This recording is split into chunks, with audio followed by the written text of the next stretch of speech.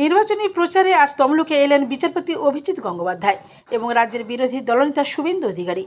তমলুকের মানিকতলা জেলা বিজেপি কার্যালয়ে কর্মী সমর্থকদের সঙ্গে সাংগঠনিক বৈঠক করেন। এরপর তমলুকে বর্গভীমা মন্দিরে আসেন পুজো দিতে এবং পুজো শেষে সাংবাদিকদের মুখোমুখি হন।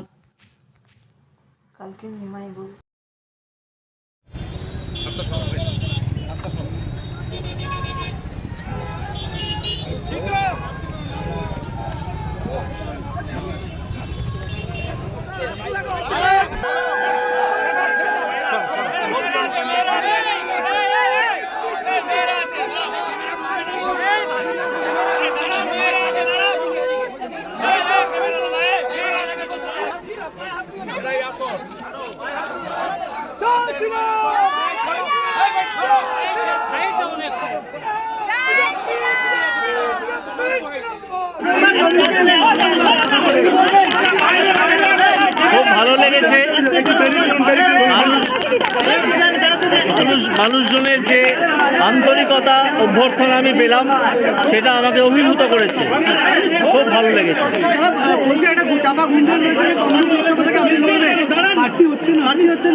এটা আমি আজকে এখানে পুজো দিতে এলাম, তারপর দেখা যাক ওখানে লিস্ট বেরোবে।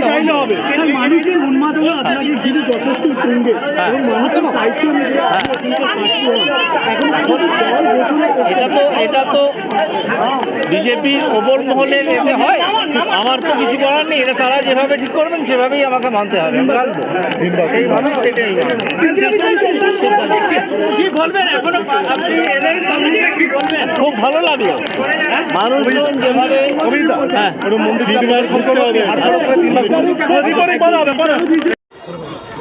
বলছি দাদা,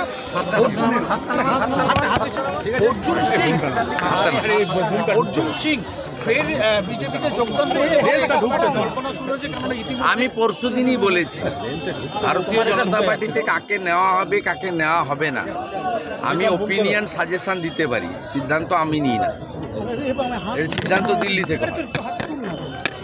এবং আমি আবারও বলছি, দলীয় নেতৃত্ব যে সিদ্ধান্তই নেবেন সেই সিদ্ধান্ত কার্যকর আমাদের মতো লক্ষ লক্ষ কার্যকর্তা করবেন। কারণ এই নির্বাচনে কাউকে ব্যক্তিবিশেষকে এমপি করার নির্বাচন নয়। এই নির্বাচন নরেন্দ্র মোদীজিকে তৃতীয়বারের জন্য প্রধানমন্ত্রী করার নির্বাচন। সভাতে কাকে কাকে প্রার্থী করেছে? অভিজিৎ গাঙ্গুলি নিয়ে যারা এত কথা বলছে, দেখা যাচ্ছে যে প্রসূন ব্যানার্জি, তিনি সার্ভিং আইপিএস অফিসার আইজি, তিনি পরের দিন রিজাইনের পরের দিনে জয়েন করছে। কি বলবেন? না না, কেউ কিছু বলছে না, পাবলিক উনাকে গ্রহণ করে নিয়েছে। সমস্যাটা তোলামূলের হচ্ছে, তোলামূলের সমস্যা হচ্ছে। কারণ এইসব লোক রাজনৈতিক প্ল্যাটফর্মে এলে মমতা ব্যানার্জির যে কি অবস্থা হতে পারে ভবিষ্যতে, সেটা মমতা ব্যানার্জি নিজে বুঝতে পারছে।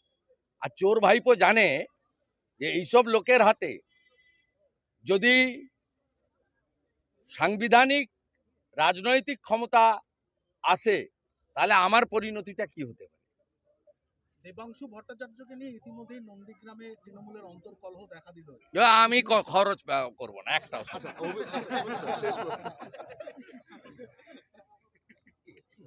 একদিকে গঙ্গা, অন্যদিকে নর্দমা। প্রশাসনিক বৈঠক তিনি করছেন, প্রশাসনিক বৈঠক তিনি করবেন, অশ্বডিম্ব হবে, কোনো লাভ হবে না। স্কুলের বাচ্চা বাচ্চা ছেলে মেয়েদেরকে ডেকে এপাং ওপাং ঝপাং আমরা সবাই কোলা ব্যাং। গতকাল সিএ ইমপ্লিমেন্টেড হয়েছে, একটা কথা বলা হয়েছিল যে একটা অশান্তি হতে পারে, এরকম বিভিন্ন কিছু হবে না। কোনো সংখ্যালঘু মুসলিম তারা বুঝেছেন এটা কারোর অধিকার কাটানোর আইন নয়। আমি আপনাদের মাধ্যমে রাজ্যের বিরোধী দলনেতা 2,28 লক্ষ লোকের প্রতিনিধি, আমি একটা স্বীকৃত পোস্টে আছি। আমি এই পশ্চিমবাংলার সমস্ত মুসলিম ভাই বোন চাচা সকলকে, মাতৃমণ্ডলীকে আমি বলবো, একজনও যদি কোনো কেউ অসুবিধার মধ্যে পড়েন, আপনার জন্য রাজ্যের বিরোধী দলনেতা আছে। এই আইন কমপ্লিটলি উদ্বাস্তু হিন্দুদেরকে তাদের সমনাগরিকত্বের আইন, কারোর কাছ থেকে নাগরিকত্ব কেড়ে নেওয়ার আইন নয়। খুব ক্লিয়ার। না না, ভুল বুঝালে কোনো কাজ হবে না, কোনো কাজ হবে না। গতকাল রাত্রে ইমপ্লিমেন্ট হয়েছে, 10 ঘন্টা হয়ে গেছে, কোন কোন লোককে কার নাগরিকত্ব চলে গেছে একটা উদাহরণ যদি দিতে পারেন, আমি এখান থেকে নাকখত দিয়ে মানিকতলা অব্দি চলে যাবো। বহিরাগত বিতর্কে আপনি একটা পোস্ট করেছেন দাদা, বহিরাগত বিতর্কে আপনি একটা post আমরা তো বহিরাগত বলি না, ওরাই বলেছে, ওদের জালে পড়েছে। প্রধানমন্ত্রীর নাম কি? এই নির্বাচন কমপ্লিটলি মোদিজির নির্বাচন। কমল দেখে লোক ভোট দেবে পদ্ম ফুলে। প্রতিনিধি দরকার 42টাতে 42 জন লড়বেন, দেশে 543টাতে লড়বেন, কিন্তু ভোট হবে নরেন্দ্র মোদীর নামে।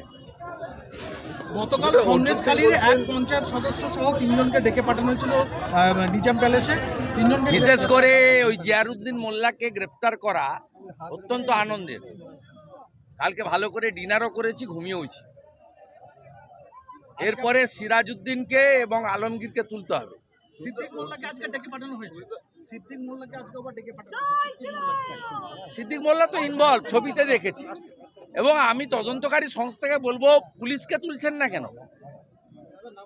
ওর তো 2টো মোবাইল ফোন পুলিশের কাছে, আমিনুলকে তুলুন। কেন তুলছেন না পুলিশের লোকদেরকে? 53 দিন মমতার পুলিশ লুকিয়েছিল, রেখেছিল যারা, তাদেরকে আগে তুলুন, তাদের জিজ্ঞাসাবাদ করুন। গতকালের পরে আজকে অর্জুন সিং বলছে যে বিজেপি ছেড়ে তৃণমূলে আসাটা ভুল হয়েছিল। বারবার তিনি এই কথাটা উল্লেখ করছেন যে ভুল হয়েছিল। ওনার ব্যক্তিগত কথা নিয়ে আমি কি বলবো? আমি সেদিনও ওনাকে বলেছিলাম যে ভুল করছেন। যাওয়ার আগে আমার সঙ্গে কথা হয়েছিল, নিজাম প্যালেসে একসঙ্গে আমি লাঞ্চ করে আটকানোর চেষ্টা করেছিলাম। গতকাল সিএ ইমপ্লিমেন্ট পলিটিক্সে, সমাজে, সংসারে সব জায়গায় হয় অনেক জিনিস। হয় আমাকেও অনেক লোক বলে আপনার আগে ছাড়া উচিত ছিল। আমি আগে ছাড়লে সিপিএম এসে যেত। সিপিএমও কম ক্ষতিকারক জিনিস নয়, লক্ষণ সেটের রাজত্ব হতো। সেই জন্যই অনিচ্ছা সত্ত্বেও মমতার সঙ্গে ছিলাম। আরো খুন হতো নন্দীগ্রামের মতো। যখন রাষ্ট্রবাদী দল সামনে এসে গেছে, আমরা আরো শক্তিশালী করে দিয়েছি সবাই মিলে একসঙ্গে লেগে। তপশিলি জাতি উপজাতি নমশূদ্রদেরকে নিয়ে অভিষেক বন্দ্যোপাধ্যায় আজকে বৈঠক করছেন। তপশিলি জাতি উপজাতি কোনো লাভ হবে না, কোনো লাভ হবে না। মমতা ব্যানার্জি ঠাকুর, গুরুচাঁদ ঠাকুরকে মালদার গাজলে দাঁড়িয়ে গরুচাঁদ ঠাকুর বলেছেন, ক্ষমা চেয়েছেন। রাজবংশীদের সঙ্গে নিজের পায়ের সঙ্গে তুলনা করেছেন, ক্ষমা চেয়েছেন। এরা কোন দৃষ্টিভঙ্গিতে দেখে? সন্দেশখালীতে যত মহিলা অত্যাচারিত হয়েছেন শারীরিকভাবে, সমস্ত তফসিলি জাতি এবং উপজাতির মহিলা। একটাও চাচিদের সঙ্গে করেনি, সব দিদি আর মায়েদের সঙ্গে করেছে। জেলবন্দি